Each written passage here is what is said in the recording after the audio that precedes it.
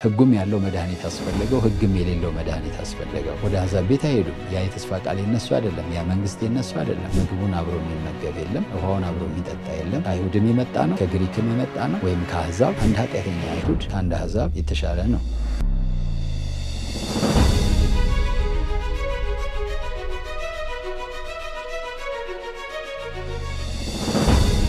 የኤፌሶን መልእክት ተከታታይ ትምህርት ከፓስተር ዶክተር ተስፋሁን ሙሉዓለም ጋር። የኤፌሶን መጽሐፍ ቅዱስ ጥናት ተከታታዮች ሁላችሁም በዓለም ዙሪያ ያላችሁ እና በዚህም በክርስቶስ ተልእኮ ቤተክርስቲያን ያላችሁ ቅዱሳን በጌታ በኢየሱስ ክርስቶስ ስም ሰላም እላችኋለሁ። ዛሬ እንደተለመደው የኤፌሶንን መጽሐፍ ጥናት እንቀጥላለን። ከዛ በፊት ጌታ እንዲያስተምረን አብረን አጭር ጸሎት እንጸልያለን። እግዚአብሔር አባታችንና አምላካችን ሆይ ከኛ ጋር ስላለ በእኛም ዘንድ ስላለ እናመሰግንሃለን። መንፈስ ቅዱስ ወደ እውነት ሁሉ የምትመራ የእውነት መንፈስ በጌታ በኢየሱስ ክርስቶስ ስም ወደ እውነት ሁሉ እንድትመራን የልቦናችንን ዓይኖች ደግሞ እንድትከፍት ከቃልህም ታምራት እንድታሳየን በጌታ በኢየሱስ ስም እንጠይቅሃለን። የቃልህን ፍቺ ብርሃን አብራለን። የቃልህ ፍቺ ያበራል ሕፃናትን ማስተዋዮች ያደርጋል ተብሎ እንደተጻፈ ዛሬ ይህን ጥናት የሚካፈሉ ሁሉ በጌታ በኢየሱስ ስም የቃል ፍቺ እንዲያበራላቸው አስተዋይም እንዲያደርጋቸው ጸልያለሁ። እኔንም እንድትረዳኝ ላንተ አሳልፌ ሰጠው በጌታ በኢየሱስ ስም አሜን። የኤፌሶን መጽሐፍ ጥናት ተከታታዮች ሁላችሁንም ደግሜ በጌታ በኢየሱስ ክርስቶስ ስም ሰላም እላችኋለሁ። ባለፈው ሳምንት ምዕራፍ 2ን ተመልክተናል። ምዕራፍ 2ን በአጠቃላይ የምዕራፉን ዓላማ እንደዚሁም ደግሞ አንደኛውን ፓርት ከምዕራፍ 2 ቁጥር 1 እስከ 10 ያለውን ተመልክተናል። ባለፈው ከሞት መነሳትና በዙፋን ላይ መቀመጥ በሚል ርዕስ እነዚህን ከቁጥር 1 እስከ 10 ያሉትን ክፍሎች እንዳየን ታስታውሳላችሁ። ከክርስቶስ በፊት የነበረን ሕይወት በአጠቃላይ ሰዎች ማለት ነው ምን ይመስል ነበር የሚለውን ተመልክተናል። በኃጢአታችንና በበደላችን ምክንያት የሞትን በዲያብሎስ ፈቃድ የምንመላለስ የሥጋችን ፍላጎት እየፈጸምን የምንኖር ሰዎች እንደነበርን ተነጋግረናል፣ ታስታውሳላችሁ። በሁለተኛ ደረጃ ደግሞ ከክርስቶስ ጋር ሕይወትን እንዴት እንደዚህ ሆነን እያለ ማለትም በኃጢአታችን ሙታን ሳለን በዲያብሎስ ፈቃድ ስር የምንመላለስ ሳለን የሥጋችን ምኞትና ፍላጎት እየፈጸምን የምንኖር ሳለን እግዚአብሔር ከወደደን ከትልቅ ፍቅሩ የተነሳ ከክርስቶስ ጋር ሕይወትን እንደሰጠን ተመልክተናል። ለሞትና ለጥፋት ከተሰጠ ሕይወት አውጥቶ ደግሞ ወደ ተፈጠርንበት ዓላማ እንዴት እንዳመጣን ባለፈው ተመልክተናል። በበደላችን ሙታን በነበርን ጊዜ ከወደደን ከትልቅ ፍቅሩ የተነሳና በምሕረቱ ባለጸጋ ስለሆነ በጸጋው እንዴት እንዳዳነን ባለፈው ተመልክተናል። ከክርስቶስ ጋር አስነሳን፣ ከክርስቶስ ጋር ደግሞ በሰማያዊ ስፍራ አስቀመጠን የሚለውንም ሐሳብ መካፈላችንን ታስታውሳላችሁ። ይህንም ያደረገበትን ምክንያት ደግሞ በዚሁ ምዕራፍ በምዕራፍ 2 ላይ ተመልክተናል። በጣም ደስ የሚል የእግዚአብሔር ቃል አለ። ምን ይላል? ባነብላችሁ ለዛሬም መግቢያ ይሆነናል። እንደዚህ ይላል፣ እግዚአብሔር በምሕረቱ ባለጸጋ ስለሆነ ከወደደን ከትልቅ ፍቅሩ የተነሳ በበደላችን ሙታን እንኳ በሆነን ጊዜ ከክርስቶስ ጋር ሕይወት ሰጠን። በጸጋ ድናችኋልና በሚመጡ ዘመናትም በክርስቶስ ኢየሱስ ለእኛ ባለው ቸርነት ከሁሉ የሚበልጠውን የጸጋውን ባለጠግነት ያሳይ ዘንድ ከእርሱ ጋር አስነሳን። በክርስቶስ ኢየሱስም በሰማያዊ ስፍራ ከእሱ ጋር አስቀመጠን ይላል። ለምንድነው ይሄን ያደረገው? በሚመጡ ዘመናት በክርስቶስ ኢየሱስ ለእኛ ባደረገው ቸርነትና ምሕረት ይመሰገን ዘንድ የጸጋው ባለጠግነት ለእኛ ያበዛው የጸጋ ባለጠግነት ይመሰገን ዘንድ ነው ይላል። ጌታ ስሙ የተባረከ ይሁን። ባለፈው እንደዚሁ በስራ ሳይሆን በጸጋ እንዴት እንደዳንን ተመልክተናል።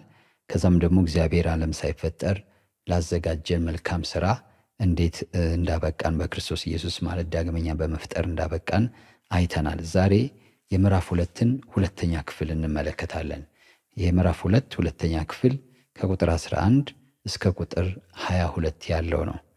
ይሄም እንግዲህ ባለፈው ከሙታን ከዛ ህይወት ሙታን ነበርን፣ ከፍጥረታችን የቁጣ ልጆች ነበርን። ከዛ ህይወት አውጥቶ በዲያብሎስ ፈቃድም የምንመላለስ ነበር። ከዛ ህይወት አውጥቶ የራሱን ህይወት እንዴት እንደሰጠን፣ ከዛ ደግሞ ውድቀት አንስቶ እንዴት በሰማያዊ ስፍራ በክርስቶስ ኢየሱስ እንዳስቀመጠን ተመልክተናል።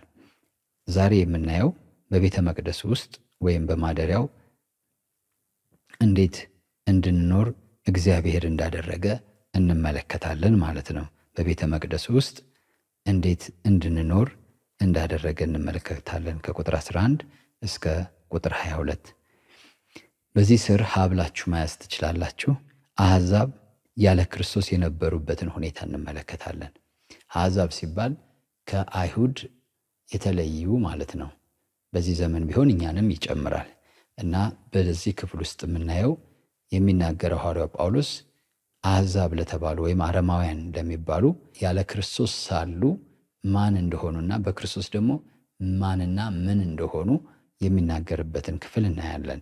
እኛም እኔና እናንተም አሕዛብ ወይም አረማውያን ነን እና እኛ ከክርስቶስ በፊት ማን ነበርን፣ በክርስቶስ ኢየሱስ ደግሞ ማን ሆነን የሚለውን እና ምን ሆነን የሚለውን በዚህ ክፍል ማየት እንችላለን። ከቁጥር 11 ጀምሮ የተወሰኑ ቁጥሮችን ባነብ ለጥናታችን መልካም ይሆናል። ስለዚህ እናንተ አስቀድሞ በሥጋ አሕዛብ የነበራችሁ ወይም አረማዊ ይባላል የነበራችሁ፣ በሥጋ በእጅ የተገረዙ በተባሉት ያልተገረዙ የተባላችሁ ይህን አስቡ።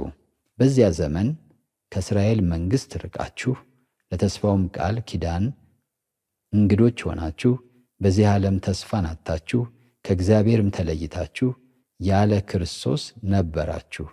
አሁን ግን እናንተ በፊት ርቃችሁ የነበራችሁ በክርስቶስ ኢየሱስ ሆናችሁ በክርስቶስ ደም ቀርባችኋል።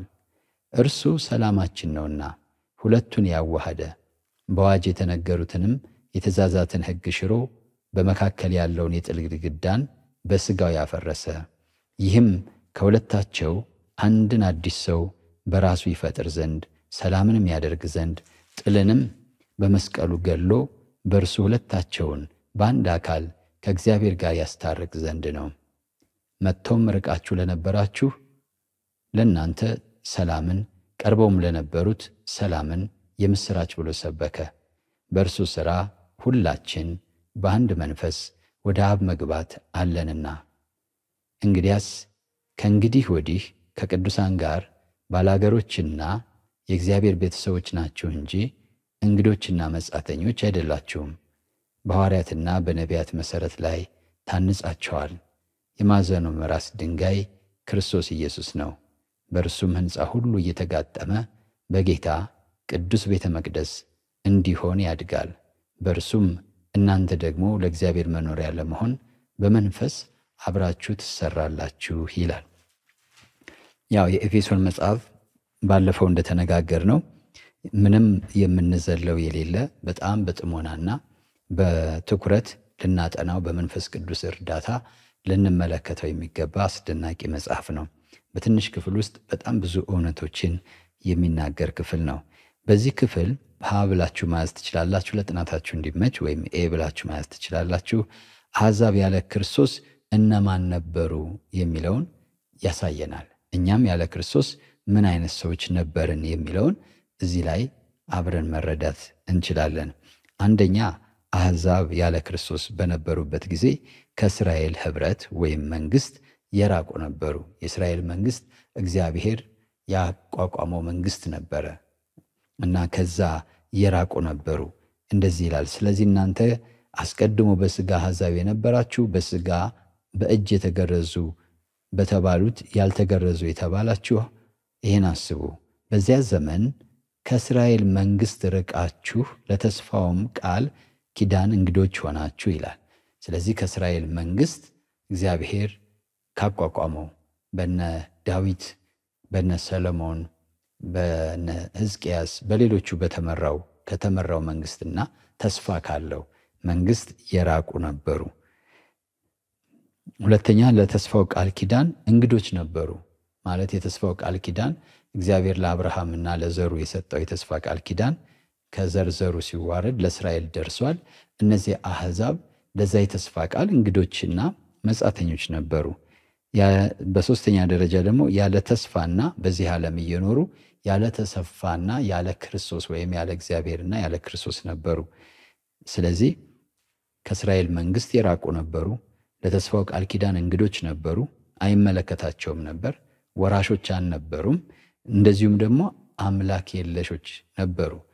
ወደ ክርስትናም ሲጀምር ደግሞ ያለ ክርስቶስ ነበራችሁ ይላል። በሁለተኛ ደረጃ በዚህ ክፍል የምንመለከተው ለብላችሁ እናንተ መያዝ ትችላላችሁ። አሕዛብ በክርስቶስ በኩል አሁን ያሉበት ሁኔታ ነው። ያ ቅድም ያየነው በዚህ በምዕራፍ 2 ቁጥር 11 እና 12 ላይ የሚናገረው ያለ ክርስቶስ ሳሉ አሕዛብ እነማን ነበሩ፣ ወይም እኛም ያለ ክርስቶስ ሳለን እነማን ነበርን የሚለውን ነው የሚናገረው። ቅድም እንዳልኩት አንደኛ በስጋ የተገረዙ እስራኤላውያን ማለት ነው።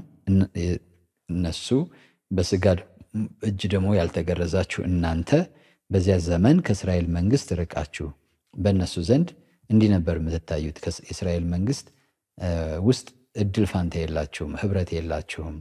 እግዚአብሔር ለእስራኤል ከገባው ተስፋ ውስጥ ተካፋዮች አልነበራችሁም።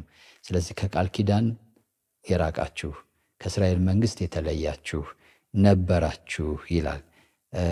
ያን ካለ በኋላም ቀጥሎ የሚለውን እንመለከታለን። ግን ያለ ክርስቶስ እንግዲህ ከእግዚአብሔር የተስፋ ቃል ከመንግስቱ የራቁ ከነበሩ እና ደግሞ ያለ አምላክና ያለ ክርስቶስ ከነበሩ አሁንስ በክርስቶስ ሲሆኑ ምን ሆኖላቸዋል? ባለፈው በመግቢያችን ላይ ይሄ ምዕራፍ በተለይ ነበራችሁና ናችሁን የያዘ ነው እና አልነበራችሁምና አሁን አላችሁ የሚል ነው።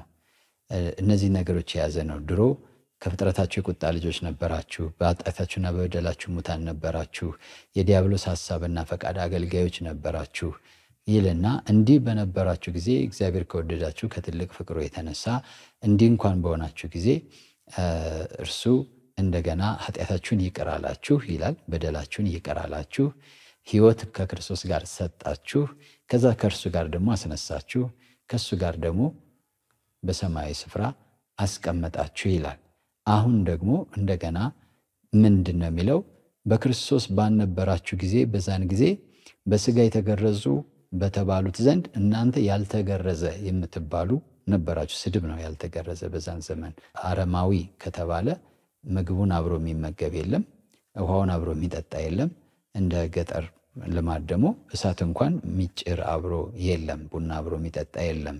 አንዱ በበላበት ሌላው አይበላም፣ አንዱ የገባበት ሌላው አይገባም። እና በተገረዙ በተባሉት ዘንድ ያልተገረዙ ተብለው የተናቁ፣ የተጠሉ፣ የተነቀፉ ነበሩ ያለ ክርስቶስ ሳሉ። እንደገና ደግሞ ያለ ክርስቶስ ሳሉ እግዚአብሔር ለአብርሃምና ለዘሩ ከገባው ቃል ኪዳን እና ተስፋ የራቁ ነበሩ። እንደገና ደግሞ ያህዌን አምላኬ ብለው ስሙን ጠርተው ማምለክም መስገድም መጸለይም የማይችሉ ያለ አምላክና ያለ ክርስቶስ ነበሩ ይላል። ስለዚህ አሁን የምናየው እነዚህ አሕዛብ ወደ ክርስቶስ ፊታቸውን ዘወር ሲያደርጉ ኢየሱስ ክርስቶስን ጌታቸውና መድኃኒታቸው አድርገው ሲቀበሉት ከዛን ጊዜ ጀምሮ ምን ሆኑ ወይም ደግሞ የሚገኙበት ሁኔታ ምን ይመስላል? ወይም አሁን ወዳለንበት ወደኛ ብናመጣው እኛ በክርስቶስ ኢየሱስ ያለ ነው ምን አይነት ሁኔታ ውስጥ ነው ያለ ነው? በክርስቶስ ያሉ ምን ይላል መጽሐፍ ቅዱስ? አሁን በክርስቶስ ኢየሱስ ላሉት ይላል እና በክርስቶስ ኢየሱስ ያሉት አሁን ምን አይነት ህይወት ነው ያላቸው የሚለውን እንመለከታለን። ቅድም እንዳልኩት በአንደኛው ክፍል ላይ ሙታን ናችሁ ካለ በኋላ አሁን በክርስቶስ ህይወት አግኝታችኋል።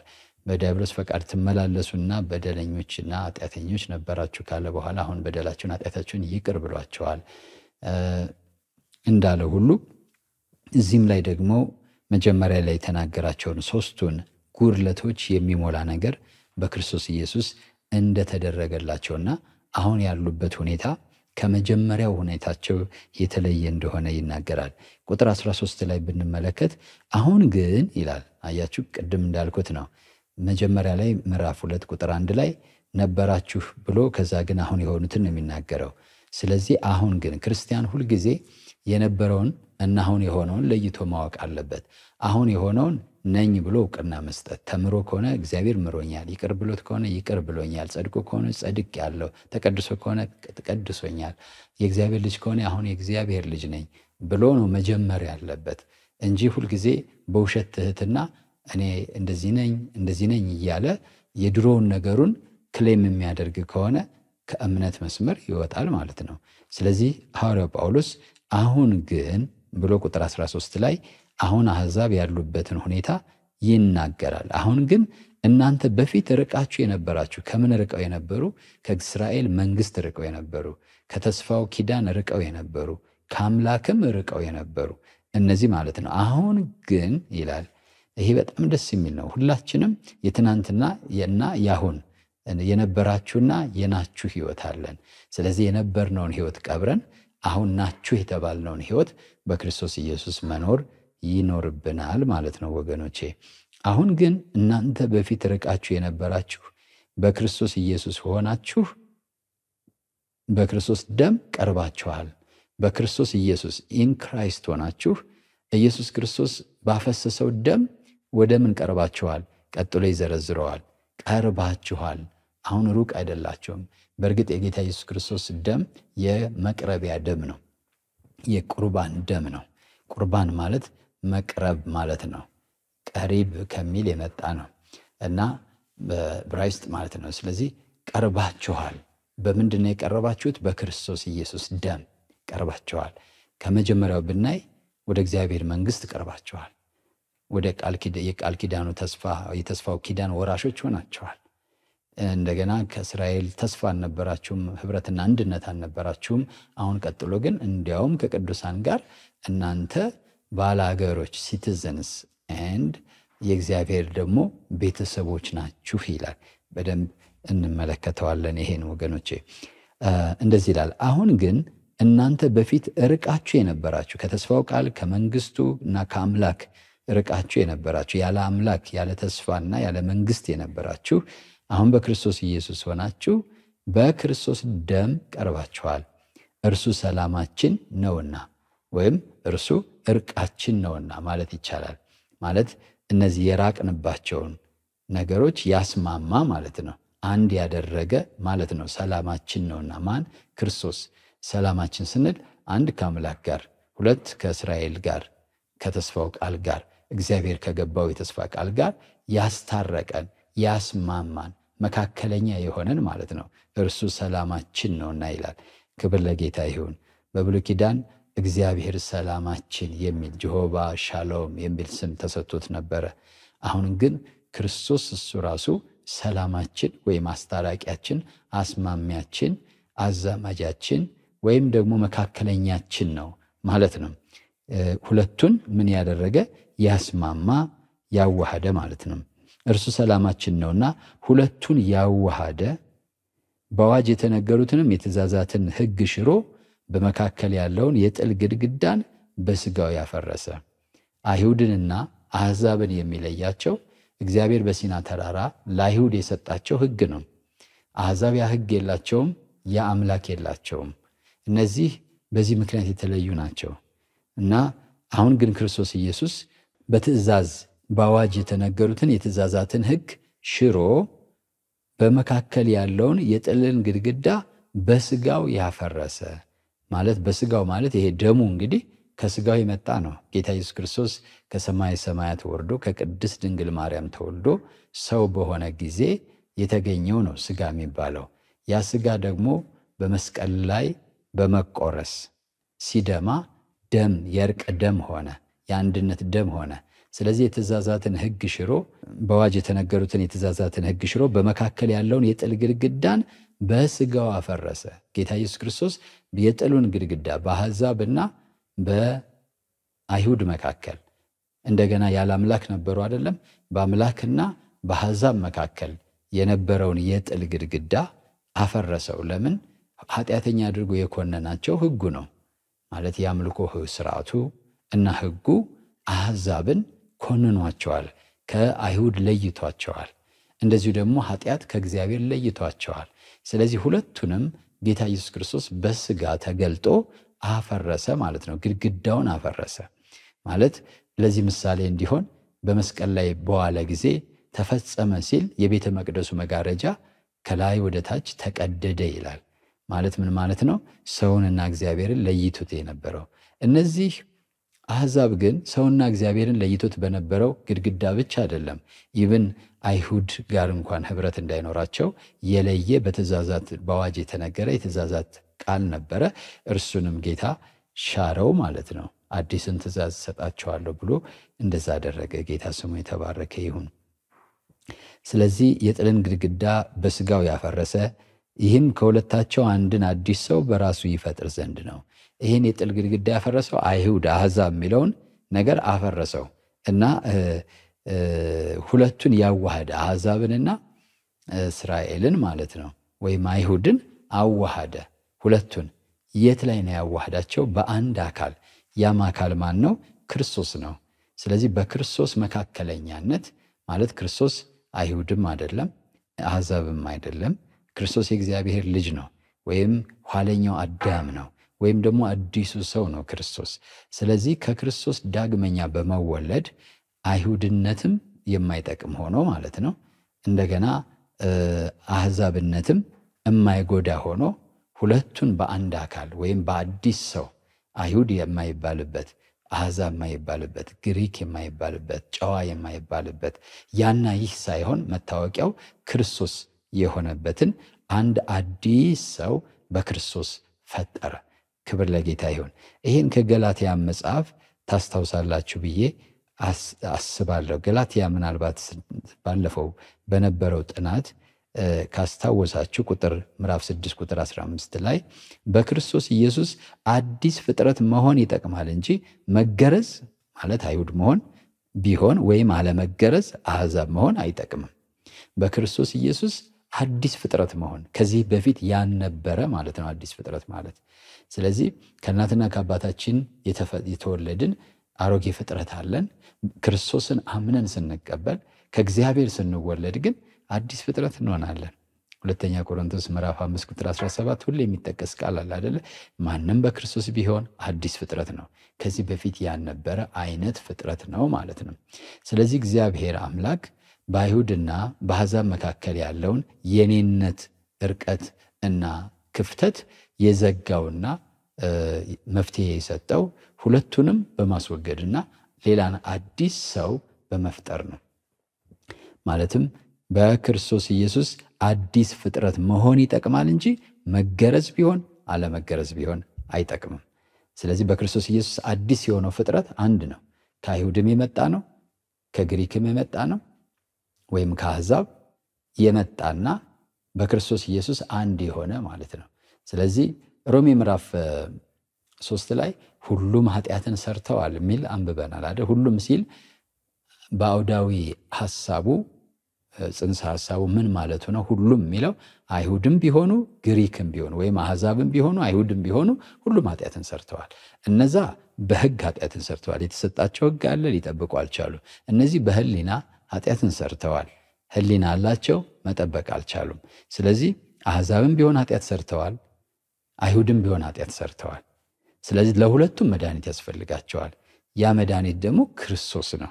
ስለዚህ በክርስቶስ ኢየሱስ በሆነው ቤዛነት በኩል እንዲያው በጸጋው ይጸድቃሉ አለ ሮሜ ምዕራፍ 3 ቁጥር 23። በክርስቶስ ኢየሱስ በሆነው ቤዛነት ማለት በሰውነቱ እና በፈሰሰው ደም አማካኝነት ሁለቱም በቃ አንድ መፍትሄ ነው ያላቸው። አይሁድም ሕጉ አላዳናቸውም፣ ወይም ደግሞ ከሲና የተቀበሉት የአምልኮተ ስርዓት ወደ እግዚአብሔር አላቀረባቸውም። አሕዛብም ደግሞ አሕዛብነታቸው የተለየ ፌቨርም አያስገኝላቸውም፣ የተለየ ቁጣም አያመጣባቸውም። ስለዚህ ለሁለቱም መድኃኒት አስፈልጓቸዋል፣ ለሁለቱም አቅራቢ አስፈልጓቸዋል። ስለዚህ ኢየሱስ ክርስቶስ መቅረቢያ ቁርባን ሆኖ ራሱን መጣ ማለት ነው። ስለዚህ ርቀው ለነበሩት ለአሕዛብ፣ ቀረብን ለሚሉትም ለአይሁድ የሰላማቸው ከእግዚአብሔር ጋር የሚታረቁበት ከእግዚአብሔር ጋር የሚስማሙበት እና ወደ እግዚአብሔር የሚቀርቡበት ምክንያት ሆነላቸው ወይም ሆነልን ለሁለቱም ማለት ነው። ይህን ነው ሐዋርያው ጳውሎስ በዚህ ቦታ የሚናገረው። ስለዚህ በክርስቶስ የሚገኙበት ሁኔታ ምን ይመስላል? በክርስቶስ ደም ቀርበዋል። አሁን ከአይሁድ ጋር አንድ አካል ሆነዋል፣ ወይም አንድ አዲስ ፍጥረት ሆነዋል። ምክንያቱም ኢየሱስ አይሁድንና አረማውያንን አንድ አድርጎ በመካከላቸው የነበረውን የመለያየት ግድግዳ አፍርሶታል። ቁጥር 14 ላይ ኢየሱስ በሥጋው አማካኝነት አረማውያንን ከአይሁድ የለየውን የትእዛዝ ሕግን ሽሯል። አረማውያንና ሕግን የለየውን በአዋጅ የተነገረውን ትእዛዝ በሥጋው አማካኝነት ሽሮታል። ሶስተኛ ኢየሱስ በመስቀል በኩል ሁለቱን ከአምላክ ጋር በአንድ ሰውነት ሰላም ወይም በአንድ አካል ሰላም እንዲሆኑ አድርጓል፣ አስታርቋል። በአንድ አካል በመስቀል ላይ በሰራው ሥራ ኢየሱስ ክርስቶስ አሕዛብንም አይሁድንም ከእግዚአብሔር ጋር በመስቀሉ ሥራ አስታርቋቸዋል። በአንድ አካል ደግሞ አንድ አድርጓቸዋል። ቁጥር 16 ያን ማየት እንችላለን። ኢየሱስ ሩቅ ለሆኑትም ቅርብ ለሆኑትም ሰላምን ሰበከ ይላል። ቁጥር 17 ላይ ለሁለቱም ሰላምን ያደርግ ዘንድ ጥልንም በመስቀሉ ገሎ በእርሱ ሁለታቸውን በአንድ አካል ከእግዚአብሔር ጋር ያስታርቅ ዘንድ ነው። መጥቶም ርቃችሁ ለነበራችሁ ለእናንተ ለአሕዛብ ማለት ነው፣ ለእናንተ ሰላምን፣ ቀርበውም ለነበሩትም ሰላምን የምስራች ብሎ ሰበከ ይላል። ከዛስ ሁለቱም የሚያስፈልጋቸው የእሱ ሥራ ነው። ከዛ ይቀጥልና በእርሱ ሥራ ሁላችን ሲል አይሁድም ብንሆን ወይም ደግሞ አሕዛብ ብንሆን፣ ስለዚህ ሕጉ ማይጠቅም ሆነ እያለ ማለት ነው። ማለት ሕጉ እርኩስ ስለሆነ አይደለም፣ ነገር ግን ሕጉን መጠበቅ የሚችል ስለሌለ ሕጉም ያለው መድኃኒት አስፈለገው፣ ሕግም የሌለው መድኃኒት አስፈለገው። ስለዚህ ሌላ መድኃኒት መጣ፣ ከሕግ ውጭ የሆነ ማለት ነው። ያም ክርስቶስ ነው። ስለዚህ ርቀውም ላሉት ቀርበናልም ለሚሉት ለሁለቱም ደግሞ ሰላምን ሰበከላቸው። ኢየሱስ ሩቅ ለሆኑትም ቅርብ ለሆኑትም ሰላምን ሰበከ። በሦስተኛ ደረጃ አሕዛብ በክርስቶስ በኩል የመጀመሪያው ምንድን ነው? በደሙ ቀርበዋል። ሁለተኛው ከአይሁድ ጋር በአንድ አካል ሆነዋል። ሦስተኛ በአንድ መንፈስ አብረው ወደ አብ መግባት ችለዋል። ማለት አሕዛብ ለመንፈስ ቅዱስ አይደለም ለአይሁድ ምግብ እንኳን ለአይሁድ ሥጋ እንኳን ሩቅ ናቸው። ነገር ግን በክርስቶስ ኢየሱስ ሲሆኑ ግን አብረው ታስታውሳላችሁ። የቆርኔሌዎስ ቤተሰብ ማለት ተነስና አርደ ብላ ተባለ ጴጥሮስ በሐዋርያት ሥራ ምዕራፍ 10 ላይ። ያንም 3 ጊዜ እግዚአብሔር አሳየው። አይ ርኩስን ነገር እኔ በልቼ አላቅም አልበላም አለ። እግዚአብሔር የቀደሰውን አንተ አታርክሰው አለው። ያኔ ራእዩ ተወሰደ ይላል። በኋላ መልእክተኞች መጡ። ቆርኔሌዎስ የሚባል ሰው ይፈልግሃል አሉት። ከዛ ወረደ ሄደ እና ሄዶ የክርስቶስን ወንጌል ሰበከላቸው። በሚሰብክላቸው ጊዜ ልክ በሐዋርያቱ ላይ በወረደበት መንገድና አይነት በቆርኔሌዎስ ቤተሰቦች ላይ መንፈስ ቅዱስ ወረደ። በምዕራፍ 11 ላይ ጴጥሮስ ያን መስክሯል። ልክ በእኛ ላይ እንደሆነው በእነዚህ አሕዛብ በሆኑት ላይ መንፈስ ቅዱስ ወረደባቸው። ስለዚህ እግዚአብሔር ራሱ አክብሯቸው ለእኛ ያደረገውን ለነሱ በተመሳሳይ መንገድና ሁኔታ ካደረገላቸው እግዚአብሔርን እከለክል ዘንድ እኔ ማን ነኝ? እግዚአብሔር በሰው ፊት አያደላም ብሎ ተናገረ። ጌታ ይመስገን። ስለዚህ አሕዛብ ቆርኔሌዎስ ቤት ላይክ እንደ ጴንጤቆስጤ ነው። ለአሕዛብ በቃ የጴንጤቆስጤ ቀናቸው ነው። በምዕራፍ 2 ላይ የሐዋርያት ሥራ ላይ የነበረው የአይሁድ ጴንጤቆስጤ ማለት እንችላለን። የሐዋርያት ሥራ ምዕራፍ 10 ደግሞ የአሕዛብ ጴንጤቆስጤ ማለት እንችላለን። ማለትም መንፈስ ቅዱስ ለአሕዛብ የወረደበት ጊዜ ማለት ነው። ስለዚህ አሕዛብ ላይ መንፈስ ቅዱስ የወረደው ልክ አይሁድ ላይ በወረደው መንገድ ነው፣ ምንም ልዩነት ሳይኖር። ምክንያቱም መንፈስ ቅዱስ ለመምጣቱ ምክንያት የሆነው በክርስቶስ ኢየሱስ ሥጋ ነው። የኢየሱስ ክርስቶስ በመስቀል ላይ ሞቶ በእግዚአብሔርና በእኛ መካከል ሰላምን ማድረግ ነው መሰረቱ እሱ ነው። ስለዚህ አሕዛብ ያለምንም ልዩነት ከአይሁድ ጋር ልዩነት ሳይኖራቸው በክርስቶስ ኢየሱስ ሥራ አሁን በሕግ መሆኑ ቀርቶ ማለት ነው በእርሱ ሥራ ቁጥር 18 ላይ ሁላችን አሕዛብ ርቀው የነበሩ ለተስፋው ቃል የራቁ ከቃል ኪዳኑ ተስፋ የራቁ ያለ አምላክ የነበሩ አምላክ የለሽ ይባሉ የነበሩ ማለት ነው። እነሱ አሁን በእርሱ ሥራ ሁላችን በአንድ መንፈስ ወደ አብ መግባት አለንና ይላል። ስለዚህ በአንድ መንፈስ አብረው ወደ አብ መግባት ችለዋል ያለ ልዩነት ማለት ነው። ቀጥሎ የምናየው አሕዛብ በክርስቶስ ውስጥ ያሉበት ሁኔታ ነው። አሕዛብ ኢን ክራይስት አሁን በምን ሁኔታ ውስጥ ነው ያሉት የሚለውን እንመለከታለን። አሕዛብ በክርስቶስ ውስጥ ከመሆናቸው የተነሳ አሁን ያሉበት ሁኔታስ ምን ይመስላል የሚለውን ሐዋርያው ጳውሎስ በቀሪዎቹ ቁጥሮች ይናገራል። ይሄ እንግዲህ አሕዛብ ስንል እኔንና እናንተን ያጠቃልላል። አንደኛ አሁን ከቅዱሳን ጋር አንድ ዜጎች ናቸው፣ ፌሎ ሲቲዝንስ ናቸው። ቁጥር 19 ላይ ይህን እናገኛለን። ምን ይላል?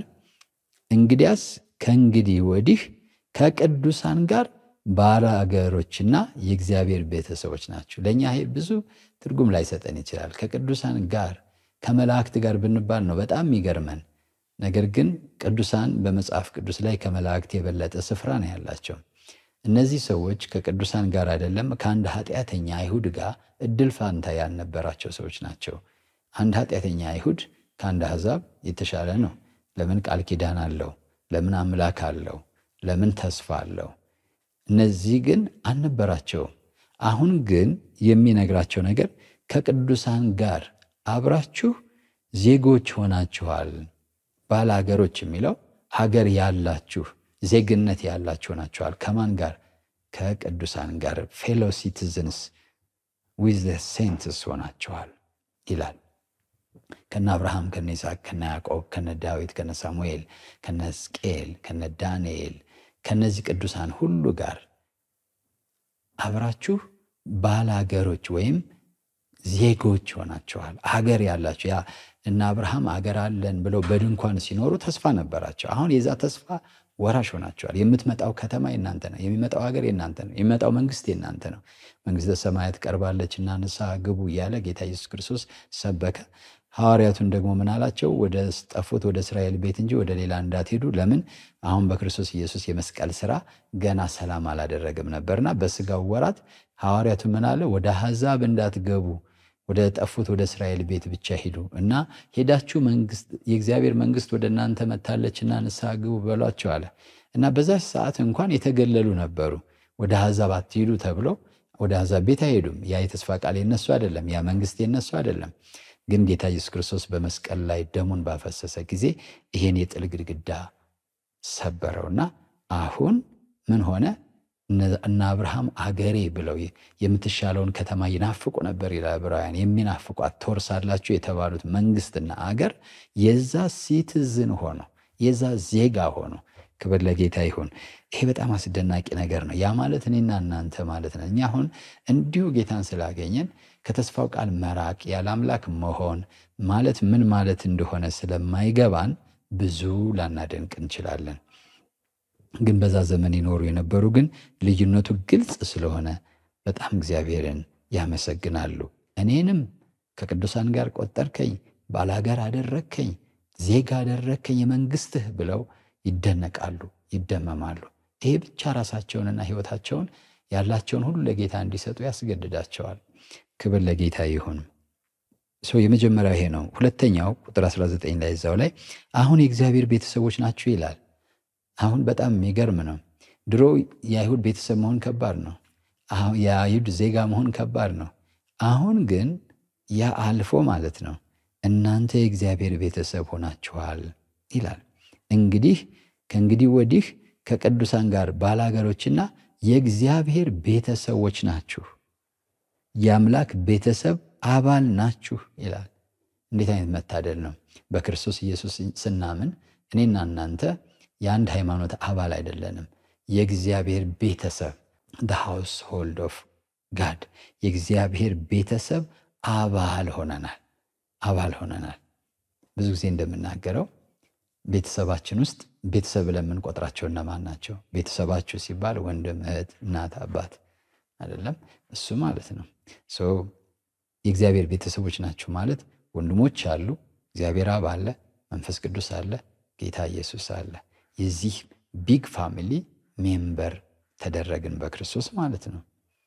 ክብር ለጌታ ይሁን። ለምን? እግዚአብሔር አባታችን ነው። ለምን? ኢየሱስ ክርስቶስ ቤዛችን ነው። ለምን? መንፈስ ቅዱስ ሕይወታችን ነው። ለምን? ከእግዚአብሔር የተወለዱት ሁሉ ወንድሞቻችንና እህቶቻችን ናቸው።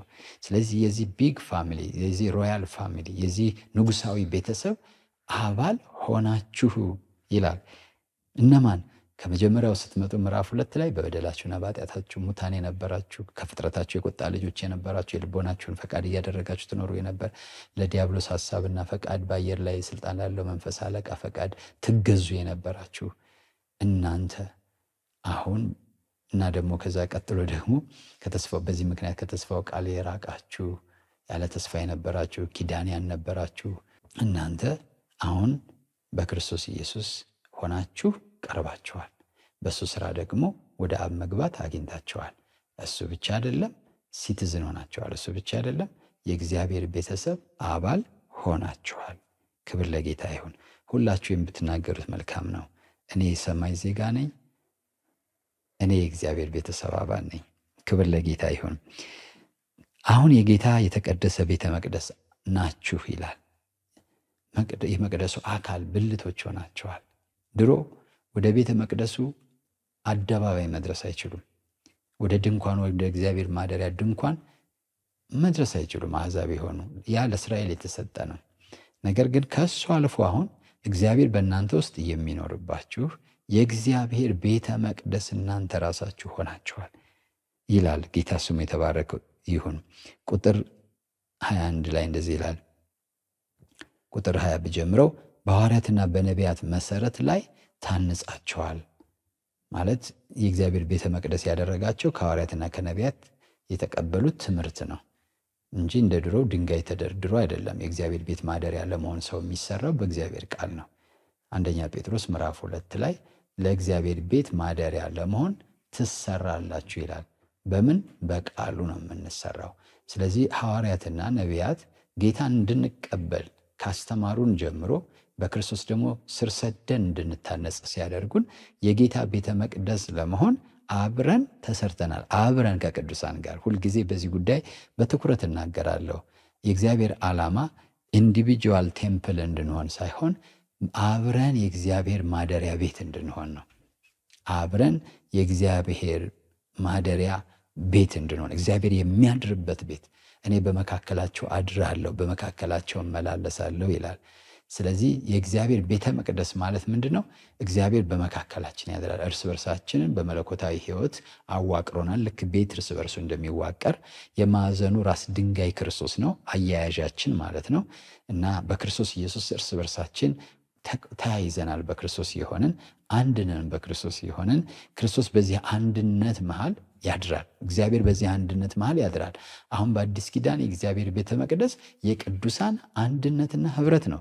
ክርስቶስ ራሳቸው ሆኖ የማዕዘናቸው ራስ የማዕዘናቸው ድንጋይ ሆኖ የቤቱ ጉልላት አጋጣሚ ሆኖ ማለት ነው። ዘጊ አጋጣሚ አያያዥ ሆኖ ክርስቶስ ቅዱሳን በክርስቶስ ኢየሱስ አማካኝነት እርስ በርሳቸው ተያይዘው የእግዚአብሔር ማደሪያ ቤቶች ናቸው። ስለዚህ በክርስቶስ የመጣውን ሀብት ታያላችሁ። ድሮ እነሱ በሩቅ እያዩ ቤተ መቅደሱን ይቀኑበት የነበረው የእስራኤል አምላክ ብለው ይቀኑበት የነበረውን አምላክ መጥቶ አሁን እነሱን ራሱ ማደሪያ ያደረጋቸው። ክብር ለጌታ ይሁን። ስለዚህ አሁን የጌታ የተቀደሰ ቤተ መቅደስ አካል ናችሁ ይላል። ይህም ቤት በሐዋርያትና በነቢያት ላይ የተመሰረተ ኢየሱስ የማዕዘን ራስ ድንጋይ የሆነው ነው። እርስ በርሳችሁ ተያይዛችሁ የጌታ ቅዱስ ቤተ መቅደስ ለመሆን የምታድጉ ናችሁ ይላል። እርስ በርስ ተያይዞ የጌታ ቅዱስ ቤተ መቅደስ ለመሆን ያሳድጋል ማለት ነው። እዚህ ላይ የምንመለከተው ይሄ ነው። ስለዚህ ወገኖቼ ዛሬ ያየነው ይሄ ነው። ይሄን በቤታችን እናጥናው። የበለጠ ደግሞ ዝርዝር በሆነ ሁኔታ እሁድ ላይ በሚሰጠው ትምህርት ዝርዝሩን እንመለከታለን። ለዛሬ እዚህ ላይ እንጨርሳለን። ይህን መጽሐፍ ቅዱስ ጥናት ስታጠኑ መንፈስ ቅዱስ የልቦና ብርሃን ይስጣችሁ፣ ወደ መረዳት ባለጠግነት ያድርሳችሁ። በክርስቶስ ኢየሱስ ደግሞ እርስ በርሳችን ተያይዘን አካሉን የምናሳድግ ያድርገን። እግዚአብሔር ይባርካችሁ።